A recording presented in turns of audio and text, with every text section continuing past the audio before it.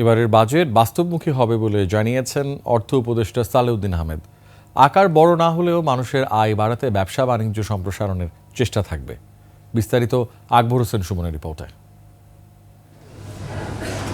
2025-26 অর্থ বছরের জাতীয় বাজেট নিয়ে গণমাধ্যম সম্পাদকদের সঙ্গে আলোচনা। অর্থ মন্ত্রণালয়ের এই আয়োজনে উঠে আসে নানান পরামর্শ।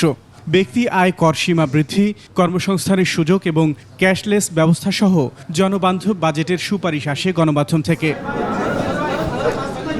আলোচনা শেষে অর্থ উপদেষ্টা জানান, বাজেট নিয়ে কথার ফুলঝুরি থাকবে না এবার।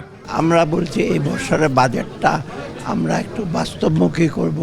বাজেটের সাইজ হয়তো বড় করব না, এডিপির সাইজও খুব হয়তো বড় হবে না, কিন্তু সেখানে আমরা কতগুলো বিশেষ দিকে নজর দেব। মূল্যস্ফীতিটা কমাতে, সাথে মানুষের আয় যেন বাড়ে, সেটা কর্মসংস্থানের কথা বলি। তবে ব্যবসা বাণিজ্যের প্রসার ঘটে, বিশেষ করে প্রাইভেট সেক্টর।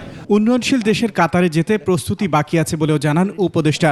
গ্রাজুয়েশনের বিষয়টা হয়েছে কি, ওয়ালটন আবারও মিলিয়নিয়ার অফারে ওয়ালটন ফ্রিজ কিনে আপনিও হয়ে যেতে পারেন মিলিয়নিয়ার। অনেকে অনেক কথা বলছে, আমার স্পেশাল অ্যাডভাইজার বলছেন এটা মিন করে আমরা প্রিপারেশনটা নিতে পারি।